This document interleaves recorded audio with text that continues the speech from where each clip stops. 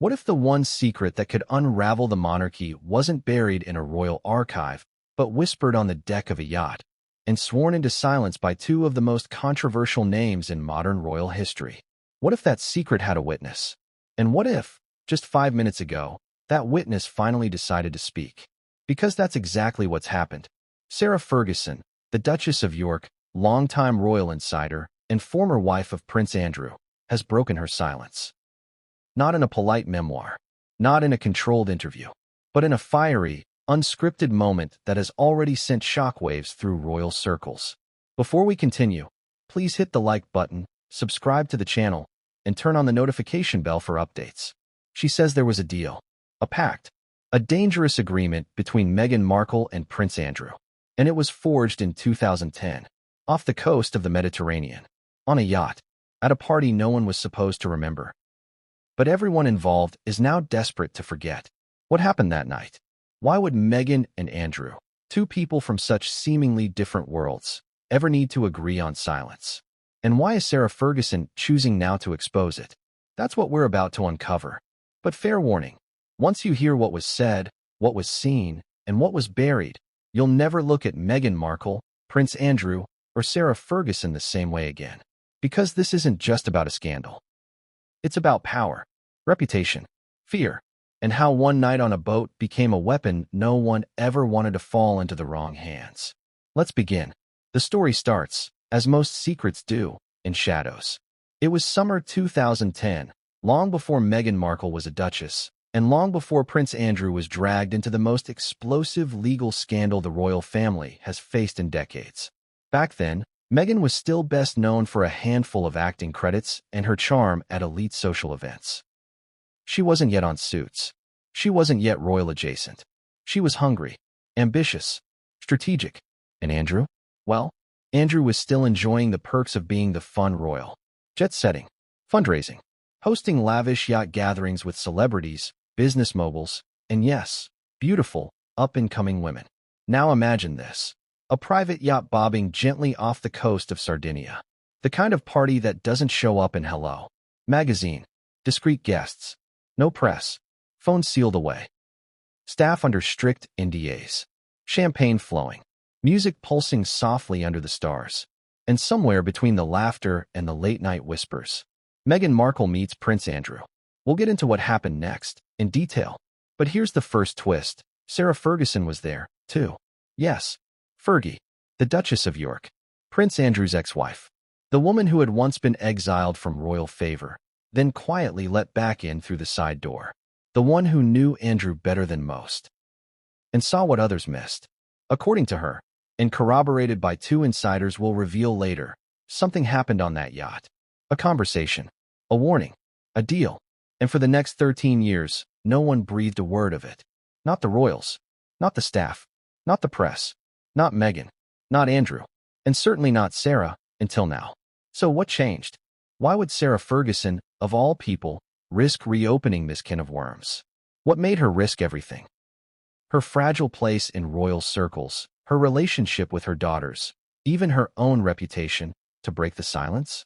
It started with a whisper, then a leak, then a veiled threat. We'll show you all of it. The messages, the footage, the contradictions in palace statements, and the document that may or may not be a literal pact of silence. But before we dive into the specifics, you need to understand one thing. This isn't just gossip. This is about what happens when secrets get too big to stay hidden. When people who once trusted each other turn into threats. When silence is no longer safe. And when a duchess decides the truth is more powerful than her fear. Let's talk about why this matters right now. Because we're not in 2010 anymore.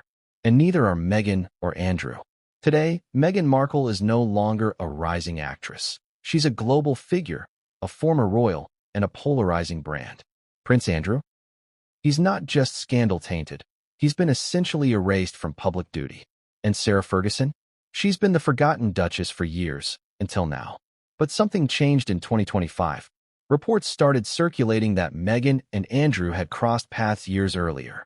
Then came the anonymous tip-offs, the sudden legal moves, the no-comment statements, and most telling of all, the silence. No one denied the yacht party. No one denied the pact. They simply said nothing. And in the royal world, nothing is often the loudest answer of all. Still with me? Good. Because the first of our 13 chapters is going to take you back to that very night on the yacht. We'll walk you through the guest list, the security loopholes, the seating arrangements, and the moment Meghan Markle allegedly pulled Prince Andrew aside for a private talk no one was supposed to hear. We'll also reveal how Sarah Ferguson ended up in the exact wrong place at the exact right time, and what she overheard that she never should have. Because yes, this all starts with one night. But what followed? Power plays, Hollywood rebranding, legal threats, and a web of fear, money, and manipulation that has stretched all the way into 2025. But you need to hear it in order. So grab a seat. Because Chapter 1, it begins with the party that was never supposed to happen, and ends with a whisper that would haunt them all. But what came next would change everything. And no one saw it coming. What happens when you put a disgraced prince, a rising actress, and a duchess with a long memory on the same yacht, under moonlight, with no press and no rules? You get a moment that was never supposed to exist. And yet, here we are. Let's rewind to that fateful night. Summer 2010. The Mediterranean was unusually still, the water like glass, and the superyacht in question? A floating palace. Not just opulent, strategically designed for discretion. This wasn't your average social gathering. This was invite only. Code words at the dock. Security so tight even the waitstaff had to surrender phones, IDs, and were driven in blindfolded vans to ensure the location remained off radar. The kind of gathering where people don't use names. Just nods, smiles, and consequences if you talk. And on that yacht, two very specific names that should never have crossed paths. Prince Andrew, still clinging to relevance in 2010, floating from fundraiser to foreign dignitary meetups. A man who moved with entitlement but was slowly becoming more of a liability than an asset. And Meghan Markle, not yet a duchess, not even a household name. Just another woman navigating the undercurrents of the elite social circuit. But make no mistake, Meghan wasn't there by accident. Now here's where things get interesting. Multiple sources place Sarah Ferguson, Fergie, at that event. She wasn't supposed to be. In fact, she wasn't invited.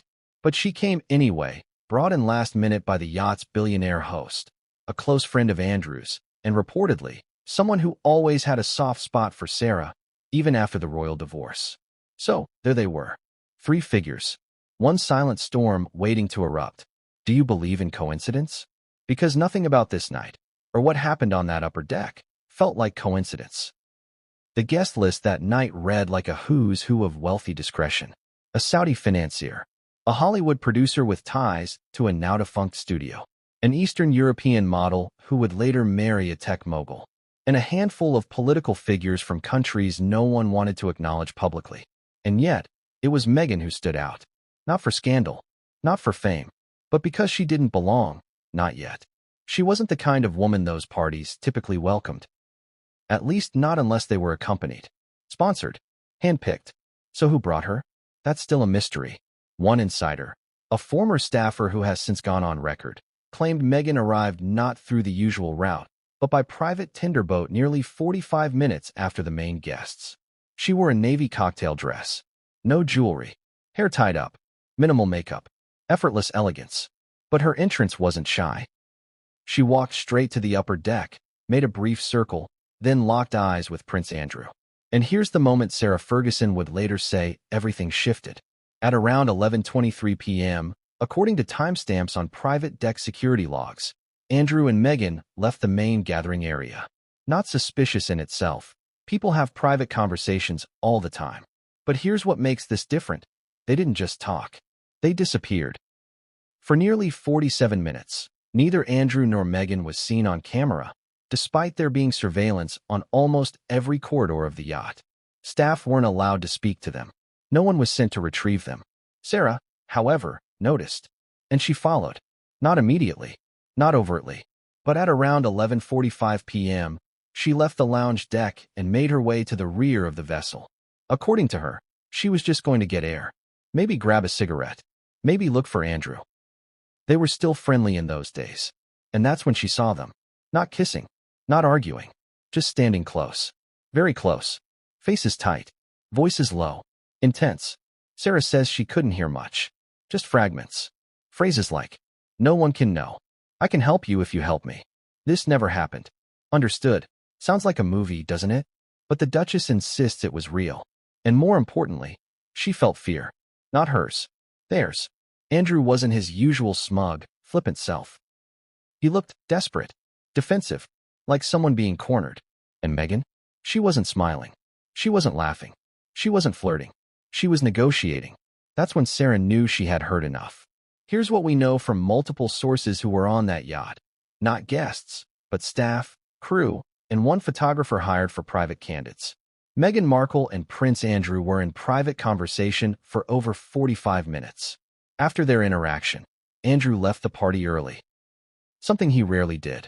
Meghan remained until dawn, speaking mainly with the producer who had invited her. Sarah Ferguson was visibly shaken when she rejoined the party. 2 days later, all yacht crew were sent revised NDAs, unusually detailed and explicitly banning references to private guest interactions. And the final kicker? Photos from that night were never released. Not even to the guests. The photographer, whose name we will reveal in Chapter 10, was paid triple his usual fee and asked to hand over the memory cards before even disembarking. The entire evening? Scrubbed, but not forgotten. So, what was said between Meghan and Andrew? We may never know every word, unless the rumored pact of silence document is made public. But Sarah claims what she witnessed was no casual flirtation. It was strategic, calculated, and dark. She would later call it a deal struck under moonlight. Two people protecting each other from two very different futures. Because remember, in 2010, Andrew's ties to Epstein were still whispers. Meghan's rise to fame was still a dream.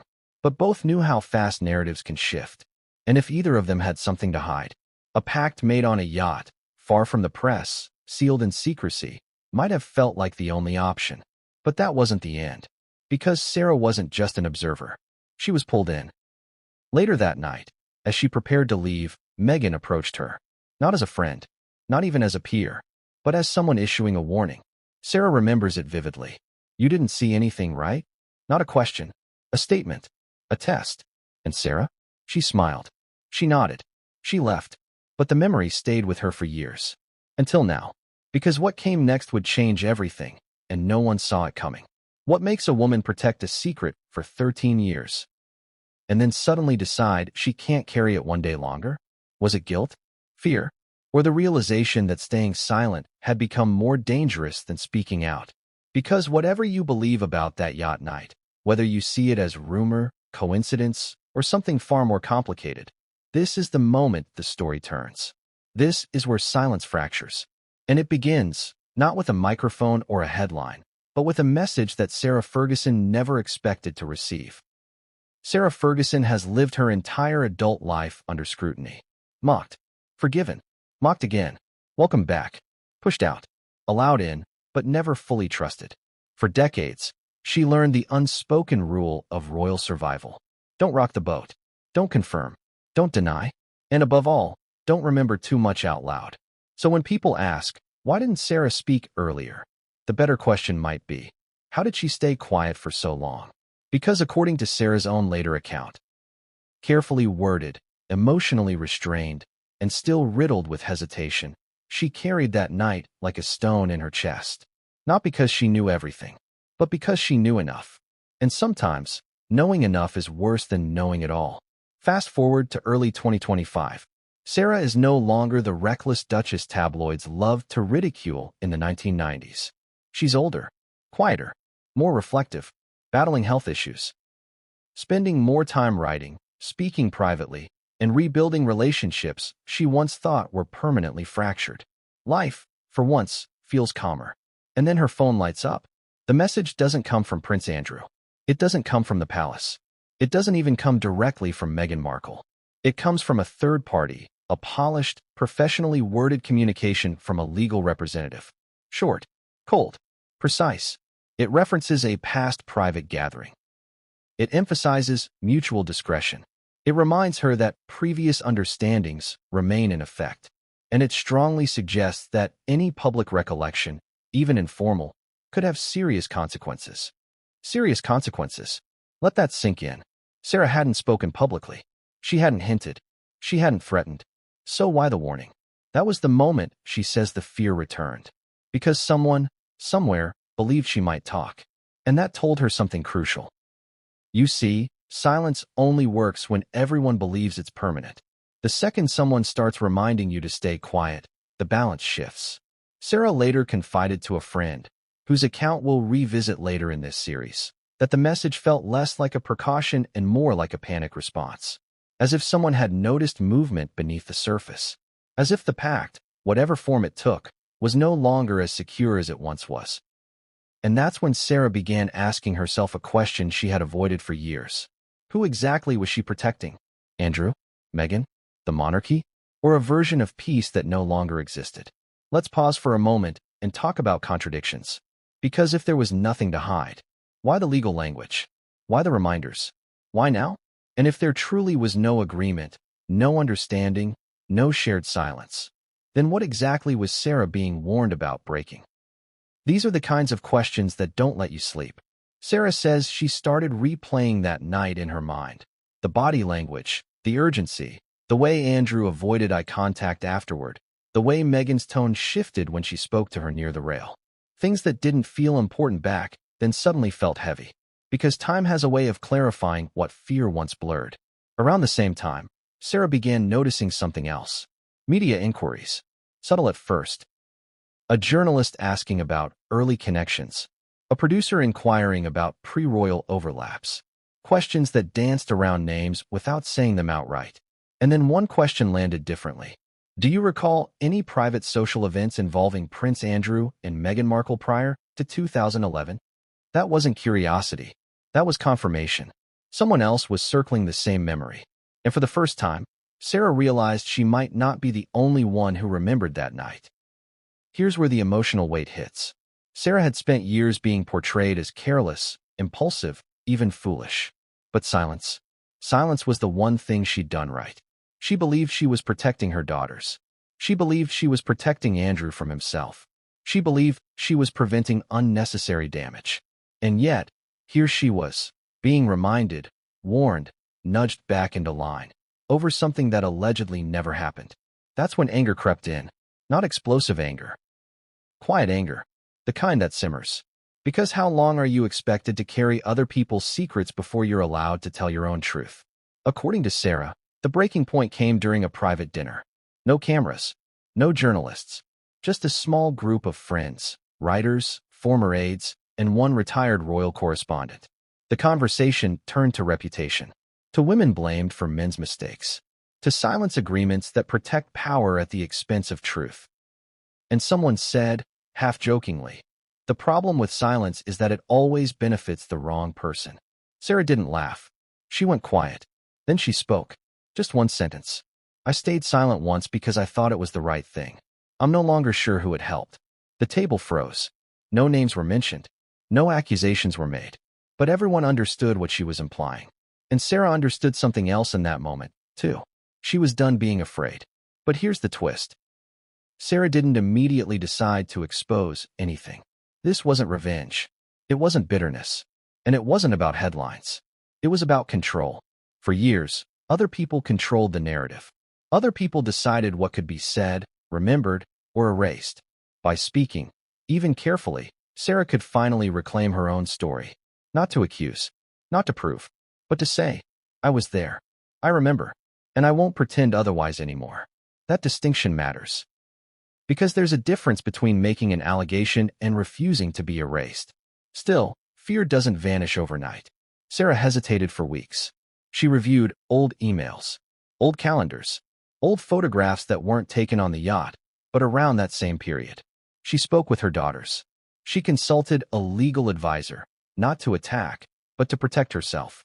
And she asked one question again and again. If I speak, what happens next? No one had a clear answer. Which, in itself, felt like an answer. By the time Sarah agreed to speak, cautiously, selectively, without sensational claims, she knew something else had shifted.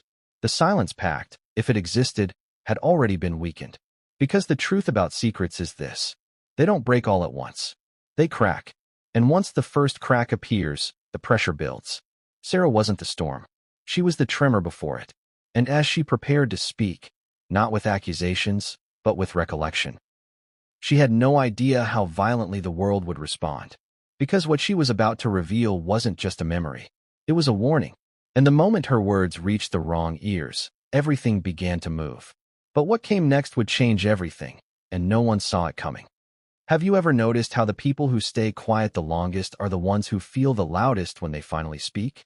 Because once Sarah made the internal decision, not to accuse, not to sensationalize, but simply to stop pretending she remembered nothing, the pressure didn't ease. It multiplied. Within days of that private dinner, the tone around her changed. Calls went unanswered. Invitations quietly disappeared.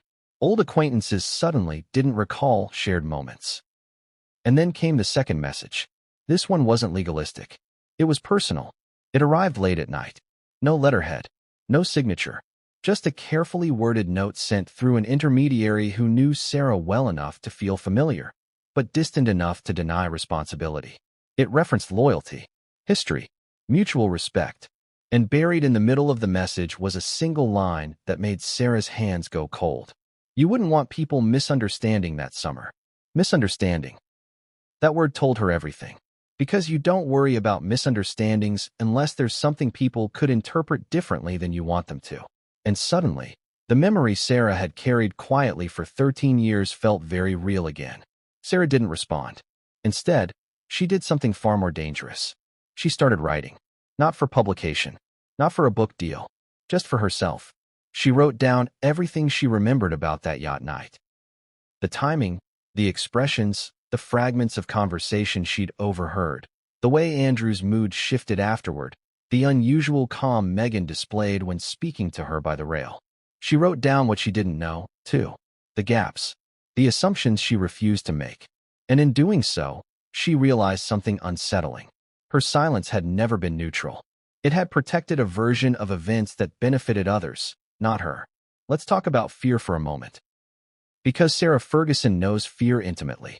She's lived through public humiliation, financial ruin, media pylons that would have broken most people. But this fear was different. This fear wasn't about headlines. It was about being erased. Because as long as she stayed silent, her presence that night could be rewritten, minimized, or denied entirely. And if the story ever surfaced without her voice, she would be painted as irrelevant, unreliable, or worse, complicit. So she asked herself a question that cuts right to the heart of this entire saga. If they're preparing for this to come out, why am I the only one being asked to stay quiet? That question didn't have a comforting answer. At this point, Sarah still hadn't spoken publicly. No interviews, no statements, no leaks. And yet, the pressure escalated. Friends advised caution. Advisors urged restraint. Some even suggested she issue a preemptive denial, just in case. But deny what exactly? A memory? A presence? An observation? Sarah refused. Because denying something you remember, even imperfectly, is a lie. And Sarah had decided she was done lying for other people. Then came the moment that tipped everything from internal conflict to unavoidable action. A journalist reached out, not with questions, but with confirmation. They referenced the yacht. They referenced the year. They referenced Prince Andrew. And then they said something Sarah had never heard before. There are records of a revised NDA issued to crew 2 days after that event. Sarah didn't know that. She hadn't known anything about documents, or formal agreements, or revised terms. She had believed the silence was informal, social, unspoken, enforced by power rather than paper. But if paperwork existed, if silence had been institutionalized, then this was no longer about social discretion. This was about control. Sarah requested time. She didn't deny. She didn't confirm. She listened. And after the call ended, she sat alone for a long time. Because suddenly, the puzzle pieces she'd avoided arranging for years began to align. The revised NDAs. The missing photos. The abrupt end to the party. The sudden professional acceleration Meghan experienced in the years that followed. Andrew's visible anxiety whenever certain topics arose. None of it proved anything. But together, they painted a picture that was impossible to ignore. This is where many people expect a dramatic turning point, a fiery declaration, a bold accusation. But Sarah's breaking point wasn't loud. It was quiet. It happened when she realized that silence had not kept her safe. It had made her vulnerable. Because now, other people were telling her how to remember a night she had lived through. And that, to Sarah, felt like the final line being crossed. When she finally agreed to speak. Carefully, selectively, and without making claims she couldn't verify, she set strict boundaries. She would talk about what she saw, what she heard, what she felt. She would not speculate. She would not accuse. She would not embellish. But she would no longer say nothing. And that distinction terrified the people who had relied on her silence. Here's the irony no one talks about. Sarah Ferguson wasn't the weakest link in the silence pact. She was the most patient. And patience has limits. Once she agreed to speak, even cautiously, the response was immediate. Statements were drafted. Lawyers were alerted. Phone calls were made behind closed doors. Not because she had accused anyone, but because she had remembered. And in a system built on controlling narratives, memory is dangerous. As Sarah prepared for her first recorded conversation, not a broadcast interview, but a background discussion meant to establish context, she was warned one last time. Not directly, not explicitly, but through absence. Doors closed. Support evaporated. Long-standing assurances quietly disappeared. And in that silence, Sarah understood something chilling. They weren't afraid of what she would say. They were afraid of what her memory would unlock. Because once one person breaks the silence, others begin to wonder if they can, too. And somewhere out there, among staff, guests, intermediaries, were people who knew far more than Sarah ever did. People who had been paid, pressured, or threatened into forgetting. Until now. Because Sarah's breaking point didn't just end her silence. It cracked the foundation beneath everyone else's. And as she prepared to speak, calmly, deliberately, without accusation, she had no idea that someone else was already preparing to respond. Someone who had been watching her for years. Someone who believed the pact still applied. Someone who would do whatever it took to keep the past buried. But what came next would change everything, and no one saw it coming. What kind of secret requires a legal agreement to stay buried? Not just a handshake, not a wink, but an actual document, written, reviewed, and if whispers are to be believed, signed by both Meghan Markle and Prince Andrew? A pact of silence. You've heard rumors before. NDAs surrounding palace staff, gag orders over private deals, hush-hush clauses buried in contracts. But this is something else. This isn't about silencing a personal assistant or keeping quiet about royal baby plans. This is about an alleged agreement between two people with everything to lose and everything to gain, if they could just keep the past sealed shut.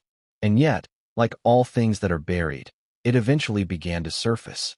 So now we ask, did Meghan Markle and Prince Andrew sign a formal pact to never speak of what happened in 2010?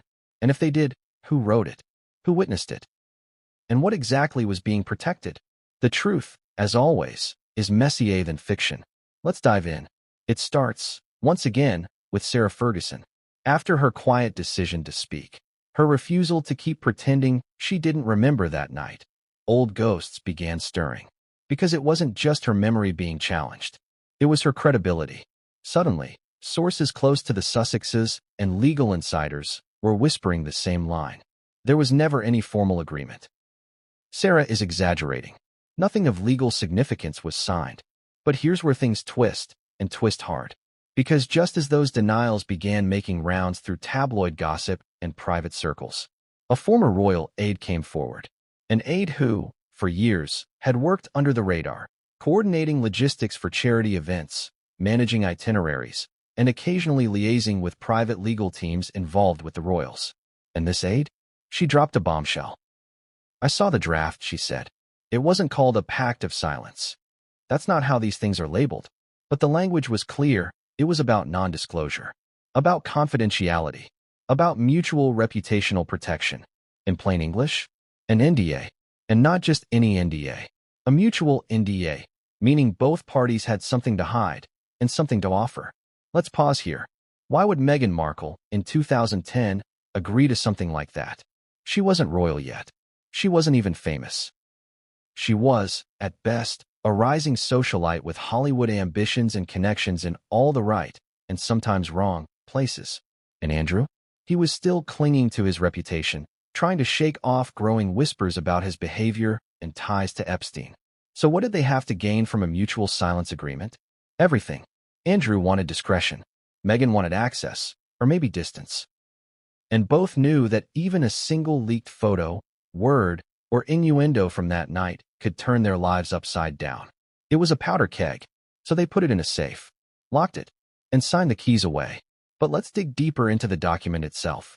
According to that former aide, who kept copies of her correspondence with the Royal Legal Office, the agreement was drafted shortly after the 2010 yacht event. Not by palace lawyers, not by Hollywood attorneys, but by a private third-party firm known for one thing: crisis containment. This firm, which we'll refer to here as Atlas and Gray, an alias for now, has long been rumored to manage high-profile NDAs for tech billionaires, foreign royals, and yes, entertainment figures.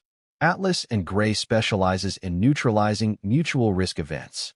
Translation: if two people are caught in a situation that could harm them both, Atlas and Gray finds a way to legally bind them to silence. And in this case, they allegedly drafted a 3-page agreement. It included a clause of mutual confidentiality, a statement that no photographs, recordings, or documentation from the yacht party may be referenced publicly, a warning that future partnerships, affiliations, or legal challenges may not nullify the agreement, and perhaps most cryptically, a clause reading: all references to the subject encounter shall be deemed fictional unless jointly released or disclosed in writing by both parties. Let that last one sit for a moment. Deemed fictional. What does that even mean? In legal terms, it's murky, but in royal spin language, it means, even if it happened, we'll pretend it didn't. And isn't that the royal family's favorite game? So who signed it? Allegedly, Meghan Markle and Prince Andrew, both represented by their own legal contacts. No official palace involvement. No Sussex PR team, because this was long before Meghan was even dreaming of marrying into the firm. And that's what makes it even more disturbing. This agreement didn't come after fame. It came before Meghan's public platform, before Andrew's fall from grace, before they knew how explosive it would all become, which suggests they both knew it already was. Now here's the big twist. According to leaked internal memos from Atlas and Gray, obtained years later by a hacking group targeting celebrity legal firms, a version of this NDA was updated in 2014, 4 years after the original event, for years after Meghan had gained more Hollywood momentum, for years closer to her eventual connection with Prince Harry. Why update a silence pact? Because stakes had changed. Perhaps someone got nervous. Perhaps old connections began to resurface. Perhaps someone, Meghan or Andrew, wanted to tighten the agreement. But here's the problem with pacts like these. They don't age well. The world moves on. People talk. Technology advances. And eventually, someone, like Sarah, remembers something they were never supposed to. And suddenly, the whole thing starts to unravel. Now, let's go back to the denials. Because when Sarah hinted at the pact's existence, Meghan's team moved fast. Officially? Silence. Unofficially? Pushback. But not through lawsuits. Through strategic gaslighting. She's confused. She wasn't that close to Meghan. There's no document. Meghan barely knew Prince Andrew. Except she did. There's documented evidence, events, overlaps, introductions, and mutual contacts.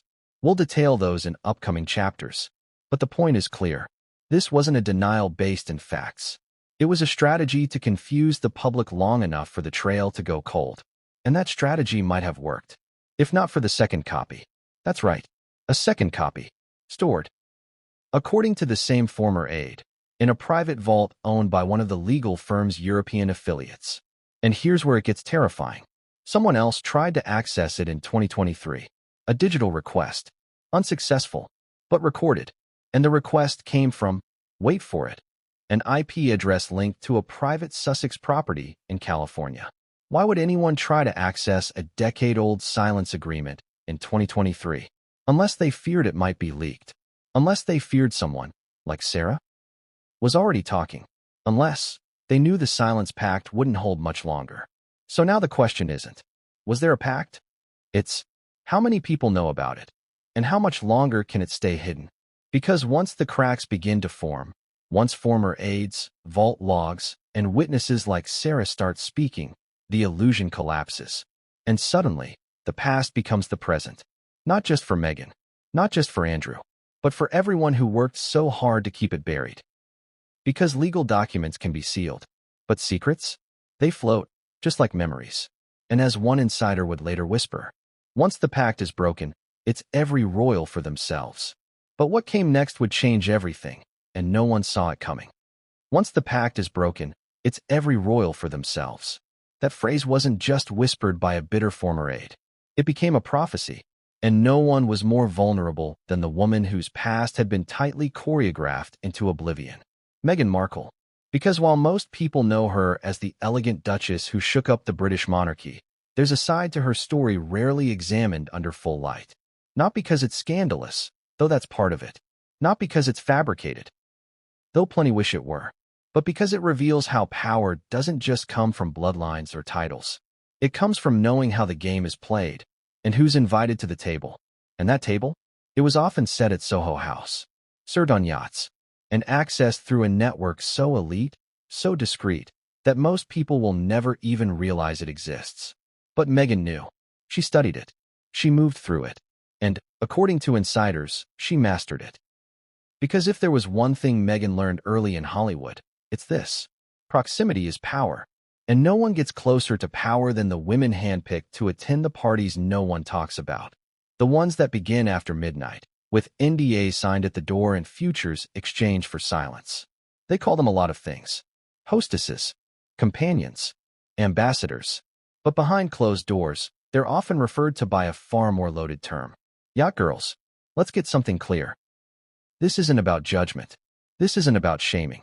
This is about networks, how they operate, who they recruit, and how one woman went from B-list additions to royal corridors in record time. And at the center of that journey?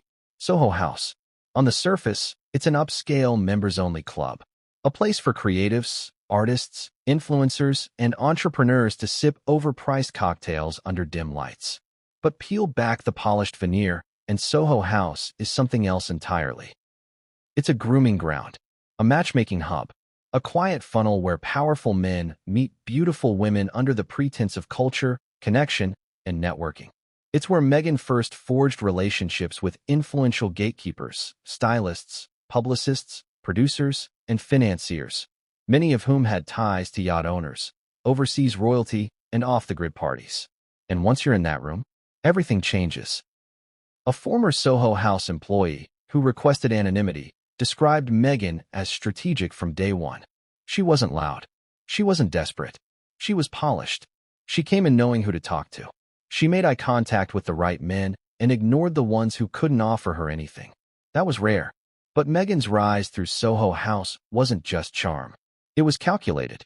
She didn't just join one location. She formed alliances with key staff at multiple outposts. Malibu, New York, Toronto, and later, London. Each club was a stepping stone. Each dinner a rehearsal. Each introduction a test. And then came the yachts. Now let's talk about the VIP pipeline. This isn't official. You won't find it on any membership application. But ask anyone who's worked long enough around high-end PR, luxury events, or elite matchmaking, and they'll tell you the same thing. There's a system. Certain women, usually beautiful, media-trained, and socially adaptable, are quietly selected for exclusive international parties. The guest lists are tightly controlled. The press is never notified. And the expectation is clear. Look perfect. Say nothing. Be useful. Sometimes these women are paid. Sometimes they're promised exposure. Sometimes, as in Meghan's case, they're simply offered access. Access to producers. Access to billionaires. Access to royalty. One of Meghan's earliest known links to this network was her friendship with Marcus Anderson, a global consultant for Soho House, known fixer, and one of the most connected men in the elite social circuit. Marcus was more than just a friend. He was a gatekeeper. Insiders claim Marcus introduced Meghan to multiple VIP guests, including yacht hosts, producers, and foreign dignitaries. He allegedly vouched for her in elite circles. He made her a safe choice for invitations that didn't go to just anyone. And when Meghan appeared on that yacht in 2010, the very one where she allegedly made her pact with Prince Andrew, it was Marcus's network that got her there. So why does this matter? Because this isn't just about one party. It's about patterns. Multiple sources, including a former yacht crew member, a private security consultant, and a Middle Eastern businessman connected to Monaco events, confirmed that Meghan attended at least 3 offshore parties between 2009 and 2012. Each time, no press coverage, high-level guests, heavy security, overlapping social circles with Prince Andrew. Soho House-linked intermediaries handling logistics. Coincidence? Or was Meghan already learning how to move through corridors of unspoken influence? The kind that makes you visible to the right people and invisible to everyone else. And here's where things take a darker turn. One of the women Meghan allegedly befriended during this period, a Romanian model named Isabella, name changed for protection, later fled the yacht scene entirely. Her reason? I saw too much. I heard too much. And I knew if I didn't leave, I'd be stuck forever as someone else's fantasy. According to Isabella, she and Meghan were both invited to the same 2010 yacht event. They boarded separately, but Isabella noticed something strange that night. Meghan wasn't acting like a guest. She was acting like someone closing a deal. She knew exactly who she needed to talk to, and she did. And the man she spent the most time with? Prince Andrew. Isabella claims Meghan wasn't flirting, not in the traditional sense. She wasn't interested in his attention. She was interested in his connections. She wanted something, and he knew it. You could tell by the way he kept checking his watch. Like he owed her. What could Meghan have wanted from Andrew? Protection? Access? Assurances? And what could Andrew have wanted from her? Silence? Distraction? Leverage? These are the questions Sarah Ferguson now says she wishes she asked back then. But back then, none of this seemed like it would ever matter. Because Meghan was just a Soho girl, and Andrew was still untouchable. Let's not forget the timing. Within just a few years of these parties, Meghan landed her breakout role on Suits, appeared in elite publications, was photographed at exclusive London events, began dating, and then marrying Prince Harry. And through it all, she never publicly acknowledged her connections to Soho House, the VIP yacht circuit, or her multiple elite international introductions. Instead, the public was fed a different story, that of a struggling actress, a feminist blogger, a woman who didn't Google Harry, a fairy tale outsider suddenly thrust into a royal world she didn't understand. But behind the scenes, she understood all too well, because she'd already been there. And when Sarah Ferguson came forward, when she mentioned a pact and a night that should have stayed forgotten, it wasn't just royal courtiers who panicked. It was a global network of people who'd spent years helping Meghan and others erase the trail. But now the trail is back. The names are resurfacing. The yacht manifests are leaking. And the pipeline, that once invisible stream of introductions, invitations, and silent contracts, is under the microscope. So what happens next? That depends on who's willing to talk, who's willing to lie, and who's willing to risk everything to protect the fantasy. But Sarah started it. And Isabella added fuel. And others? They're watching, waiting, wondering if they're next. Because once the VIP pipeline is exposed, there's no going back. But what came next would change everything, and no one saw it coming. Some secrets are buried in vaults. Others? They sit in plain sight. In a drawer. Under a bed. Tucked inside a worn leather-bound notebook that looks too ordinary to ever matter. Until someone opens it and realizes the words inside could burn everything down. That's exactly what Sarah Ferguson claims happened. She didn't mean to find it. She wasn't looking for anything scandalous. She was just trying to clean up a room in the borrowed villa where she'd been staying for a long weekend on the Amalfi Coast. But the moment she opened that journal, the moment she read that entry, she knew this wasn't just someone's personal thoughts. It was a blueprint, a confession, and, some say, the real reason Meghan Markle was so desperate to silence her past. Because Sarah didn't just stumble on a diary. She stumbled on the moment Meghan learned how to weaponize memory. Let's rewind. The villa wasn't Meghan's. It wasn't Sarah's either. It belonged to a mutual friend, an Italian countess known for hosting high-profile women for private wellness retreats. The kind of event with meditation in the morning and veiled gossip by sunset. Meghan had stayed there previously, alone, then with Harry. Sarah had been invited for a short recovery stay, post-surgery, low profile. They never overlapped. But Meghan had apparently left something behind. A journal, unlabeled, plain, no initials, no cover, just pages, full of thoughts, To-do lists, stream of consciousness lines, and entries dated sporadically between 2009 and 2011. At first, Sarah didn't even know whose it was. She found it while trying to organize the bookshelf. The binding caught her eye because it was wedged between two antique poetry volumes. She pulled it free. It opened mid-page, and the words staring back at her, they stopped her cold. Here's what she remembers reading. It wasn't titled, but the date at the top read, August 9th, 2010. Just weeks after the infamous yacht gathering. He said it had to stay between us. That no one could ever know. Not her. Not the press. Not even them. I told him I don't need reminders. I know how this works now. Sarah didn't recognize the handwriting immediately, but the tone, it was sharp, calculated, calm. There was no emotion, no guilt, just intention. She read on. She saw too much. I didn't mean for her to, but maybe it's better this way. Maybe now she knows I'm not playing. She, he, no names. But Sarah knew, instinctively, that she was the she, and he. There was only one man Sarah believed this could reference. Prince Andrew. Sarah closed the journal, put it down, left the room. She didn't want to see more. But that night, she couldn't sleep. The words echoed in her head. She saw too much. Maybe now she knows I'm not playing. That wasn't fear. That was strategy. So the next morning, she went back, opened the journal again, and read further. And what she found next, it changed everything. Because tucked in the back pages, behind scribbled quotes, half-finished lists, and notes about a planned trip to Dubai, was a longer entry. Almost a letter, written directly to someone. Sarah doesn't remember the exact date on that page, but she remembers the final lines word for word. I'll never let them control me. Not like they did her. I watched how she crumbled. I won't be weak. I'll turn this into something bigger. One day, they'll thank me for what I kept hidden. It was chilling, not because of what it said, but because of what it implied. This wasn't someone reflecting on trauma. This was someone plotting the leverage of silence. And if Meghan had written it, and Sarah believed she had, it meant the yacht pact wasn't about regret or protection. It was about currency, holding power, keeping it quiet, and cashing it in later. Sarah didn't steal the journal. She didn't take photos, didn't call the press, didn't send it to lawyers. She put it back, and she left. But the damage was done. Because from that moment forward, Sarah saw every interaction with Meghan differently. The polite smiles, the professional distance, the carefully controlled public persona. It wasn't authenticity. It was performance. And it made her sick. Because now, she understood what she had witnessed on the yacht wasn't accidental. It wasn't two people caught in an awkward moment. It was a deal. And Sarah? She had been a liability ever since. But here's where it gets even stranger. About 6 months later, Sarah was invited to a private event in London.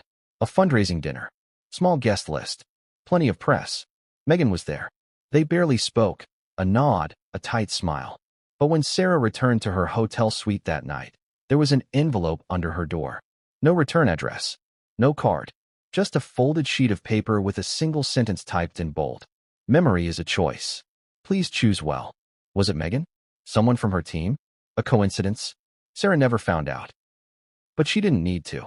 She understood the message loud and clear. For years, Sarah tried to forget what she read. She convinced herself maybe it wasn't Meghan's handwriting. Maybe she'd misinterpreted the meaning. Maybe he wasn't Andrew. Maybe it wasn't even a journal. But the fear remained.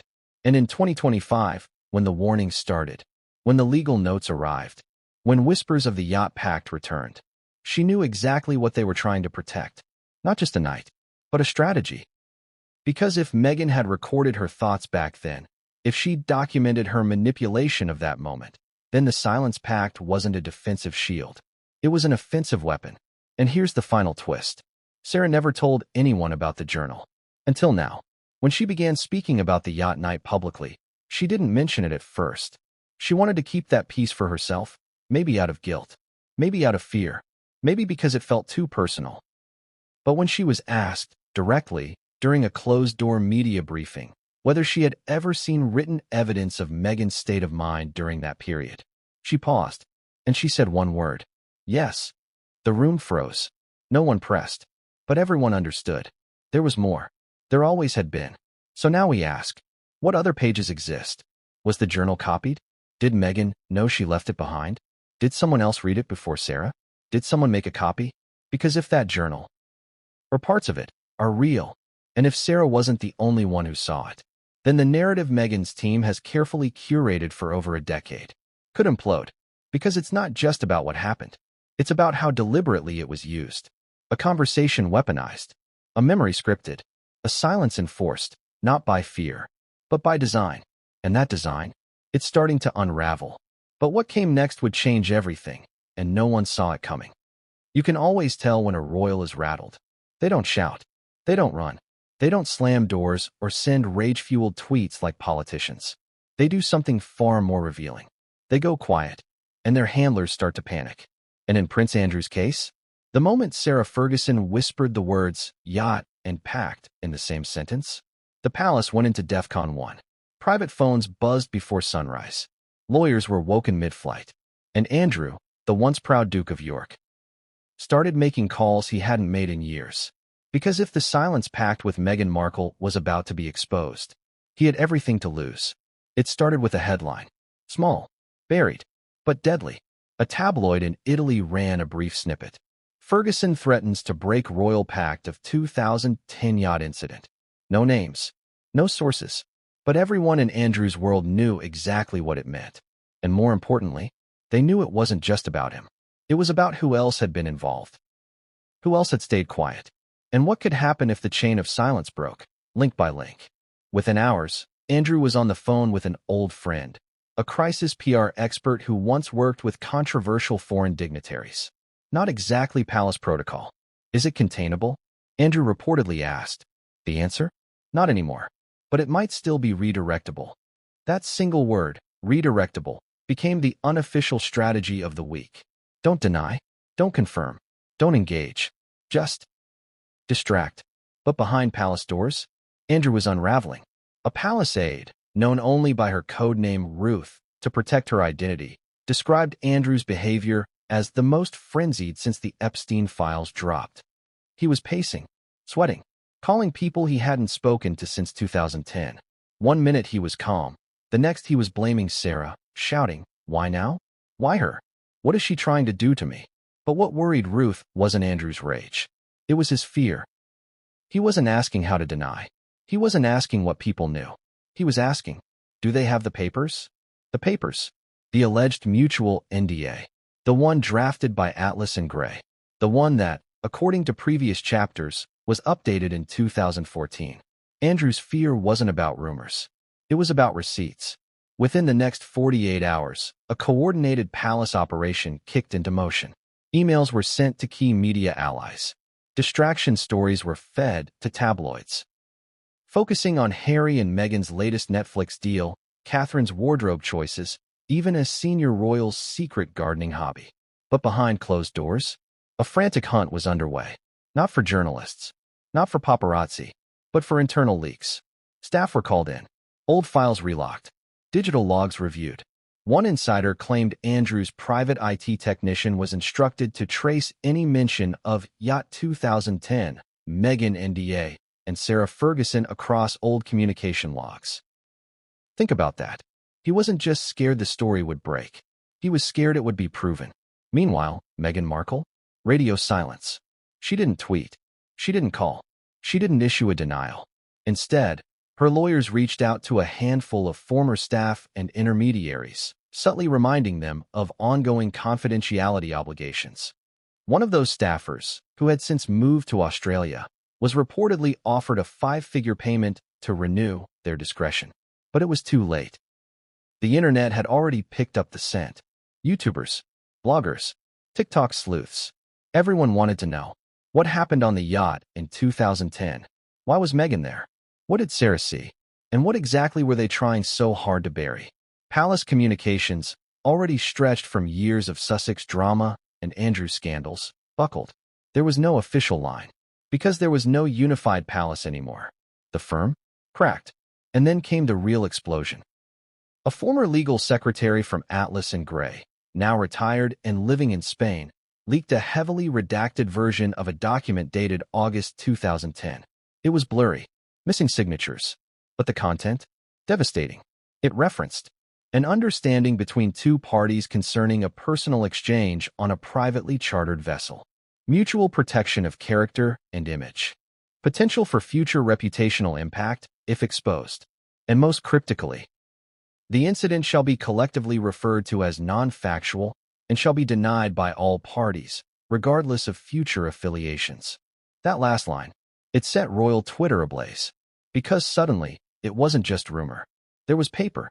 And Andrew? He lost it. One palace insider, who had been in the communications war room that week, later described the scene like this. It was like a dam had cracked. Andrew wasn't just worried about Meghan. He was furious at Sarah. Kept saying she had no right. She knew we made peace. He even tried to call her directly. She didn't pick up. When he couldn't reach her, he called Eugenie. He asked her to intervene, to reason with her mother, to stop the story before it spread further. But Eugenie's response was cold. Maybe you should have thought of that in 2010. That was the moment Andrew realized. He was alone. Now, the palace did attempt some cleanup. A short statement was issued through a third-party PR firm, not directly connected to Buckingham. The Duke of York continues to remain focused on his private life and charitable engagements. He has no comment on speculative media coverage regarding decade-old rumors. Short, safe, forgettable. But the damage? Already done. Because the silence around the statement said more than words ever could. Andrew wasn't denying the pact. He was hiding behind the fog. And then came a final blow. One that reportedly sent Andrew into a 2-day media lockdown. A tabloid journalist leaked part of a voicemail allegedly left by Andrew to a longtime friend in the early hours following Sarah's first public comments. In it, Andrew says, "She thinks she knows what happened, but she doesn't. Meghan and I, it was handled. We did what we had to. She needs to stop digging. Handled. We did what we had to." Those weren't the words of a man with nothing to hide. Those were the words of someone who believed they'd buried the truth well enough to forget it. And now, it was clawing its way back to the surface. Let's be honest. Andrew isn't just scared of the past. He's scared of the pattern. Every time he's tried to dodge scandal, Epstein, legal accusations, failed interviews, the damage has gotten worse. But this one, this story, this silence pact, it's different.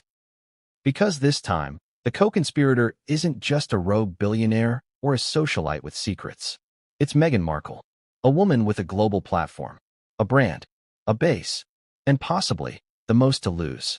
And that means the stakes aren't just royal. They're global. So what happens when Andrew's fear collides with Meghan's silence?